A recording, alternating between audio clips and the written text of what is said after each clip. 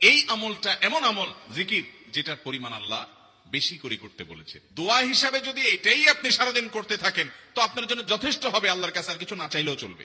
অনেকে হয়তো নতুন শুনেছেন, আজকে থেকে শুরু করে দিবেন, বেশি বেশি করে দিন রাত 24 ঘন্টা যখন সুযোগ পাবেন, সকাল বিকাল, মনে থাকে না তো লিখে লিখে ওয়ালে টাঙ্গায় দেন।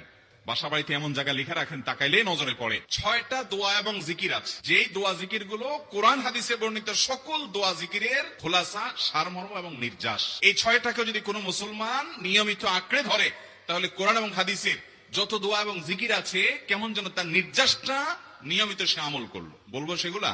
প্রিয় নবী সাল্লাল্লাহু আলাইহি সাল্লাম প্রতিটা পদে পদে, প্রতিটা কাজে কাজে, প্রতিটা মুহূর্তে মুহূর্তে আমাদেরকে জিকির শিক্ষা দিয়েছেন, দোয়া শিক্ষা দিয়েছেন। ইমানদারের জীবনে এমন একটি পদক্ষেপও নাই, এমন একটি কাজও নাই যেই কাজে কোনো না কোনো দোয়া নবী করিম সাল্লাল্লাহু আলাইহি সাল্লাম শিক্ষা দেন নাই, এমন কোনো কাজ নাই।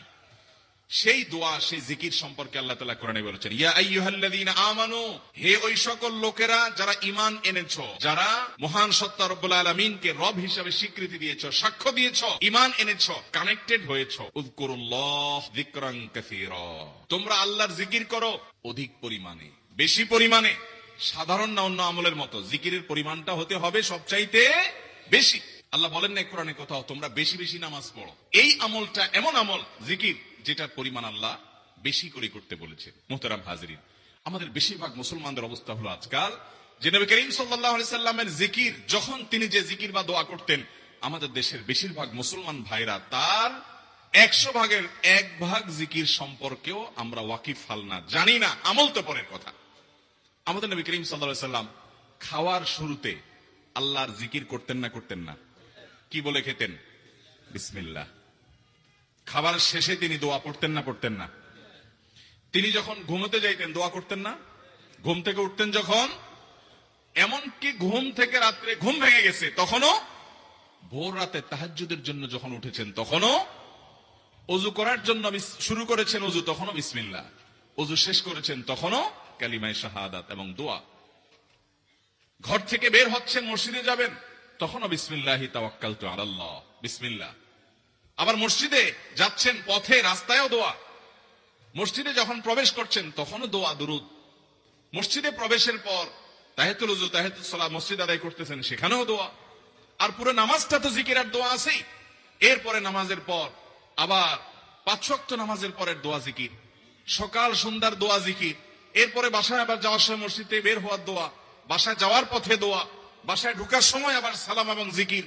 এরপরে আপনি যখন নাস্তা করবেন তখন আবার বিসমিল্লাহ দোয়া, আপনি যখন বাজারে যাবেন তখন দোয়া, আপনি যখন কাজ শুরু করবেন তখন দোয়া, আপনি যখন ইশরাকের ওয়াক্ত হবে তখন জিকির এবং দোয়া, চাষতের ওয়াক্ত হবে জিকির এবং দোয়া, জাওয়ালের ওয়াক্ত হবে জোহরের ওয়াক্তের আগ মুহূর্তে, সেই সময় জিকির এবং দোয়া, সালাত, আবার জোহরের সালাত, জোহরের সালাতের পরে আবার 75 সালাতের পরে জিকির দোয়া।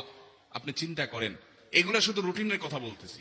রুটিনের বাইরে যে কাজগুলো হয়ে থাকে প্রতিনিয়ত আমাদের, নতুন পোশাক পরছেন আপনি দোয়া, পুরান পোশাক পরছেন আপনি দোয়া, স্ত্রী সহবাস করছেন আপনি দোয়া, টয়লেটে ঢুকছেন আপনি দোয়া, টয়লেট থেকে বের হচ্ছেন আপনার দোয়া আছে, আপনি যুদ্ধের রণাঙ্গনে গেছেন দোয়া আছে, বিপদে পড়েছেন দোয়া আছে, সুখে আছেন দোয়া আছে। সর্বাবস্থায়, প্রতি মুহূর্তে, প্রতি কদমে, প্রতি দমে, প্রতি নিঃশ্বাসে, প্রতি ক্ষণে নবী করিম সাল্লাল্লাহু আলাইহি সাল্লামের পুরো জীবন আপনি হাদিসের ভান্ডার খুললে দেখবেন দোয়া আর দোয়া, জিকির আর জিকির ছাড়া কিচ্ছু নাই। আল্লাহ তাআলা যে কোরআনে বলেছেন, হে ঈমানদাররা তোমরা আল্লাহকে বেশি বেশি জিকির করো, আল্লাহর স্মরণ বেশি বেশি করো। আল্লাহর স্মরণ বাজারে গেলে তখনও থাকবে, ব্যবসা করবো তখনও থাকবে, চাকরি করবো তখনও থাকবে, ঘুমাবো তখনও থাকবে, ঘুম ভেঙে যাবে তখনও থাকবে, ওযু করতে যাবো তখনও থাকবে, গোসল করতে যাবে তখনও থাকবে, মসজিদে প্রবেশ করবো তখনও থাকবে, কারোর সাথে সাক্ষাৎ হবে তখনও থাকবে, মুসাফা করবো তখনও থাকবে, মুআনাকা করবো তখনও থাকবে, স্ত্রী সহবাস করবো তখনও থাকবে, খাওয়া দাওয়া করবো তখনও থাকবে, টয়লেটে যেতে বের হতেও থাকবে। এমন কোন সময় থাকবে না মুসলমানের যে আল্লাহর জিকির, আল্লাহর স্মরণ, দোয়া থাকবে না। আল্লামা ইবনে সাদি রাহিমাহুল্লাহ, বিশ্ববিখ্যাত মুফাসসির, তাফসীর ইবনে সাদির লেখক, তিনি বলেছেন কোরআন এবং হাদিসে যত দোয়া, যত জিকির আছে পরিমাণে এত বেশি যে সবগুলো অনুযায়ী আমল, এটা খুব সহজ কাজ না। আমি চেষ্টা করেছি কোরআন হাদিসে যত দোয়া আছে, জিকির আছে, এগুলোর জিস্ট এবং নির্যাসটা বের করে আনা। তো আমি কোরআন হাদিস অনুসন্ধান করে ঘেটে দেখলাম 6টা দোয়া এবং জিকির আছে, যেই দোয়া জিকির গুলো কোরআন হাদিসে বর্ণিত সকল দোয়া জিকিরের খোলাসা, সারমর্ম এবং নির্যাস। এই 6টাকে যদি কোনো মুসলমান নিয়মিত আঁকড়ে ধরে তাহলে কোরআন এবং হাদিসের যত দোয়া এবং জিকির আছে কেমন যেন তার নির্যাসটা নিয়মিত সে আমল করলো, বলবো সেগুলা? এই 6টা দোয়া এবং জিকিরের মধ্যে সর্বপ্রথম হলো নবী করিম সাল্লাল্লাহু আলাইহি সাল্লামের প্রতি দুরূদ প্রেরণ করা। নবীজি সাল্লাল্লাহু আলাইহি সাল্লামের প্রতি দুরূদ প্রেরণ করার আমল এরকম আমল, আপনি যদি সারা দিনে শুধুমাত্র নবীজির প্রতি দুরূদ প্রেরণ করার আমলটাই জিকির হিসাবে সবচেয়ে বেশি করেন, দোয়া হিসাবে যদি এটাই আপনি সারাদিন করতে থাকেন, তো আপনার জন্য যথেষ্ট হবে আল্লাহর কাছে।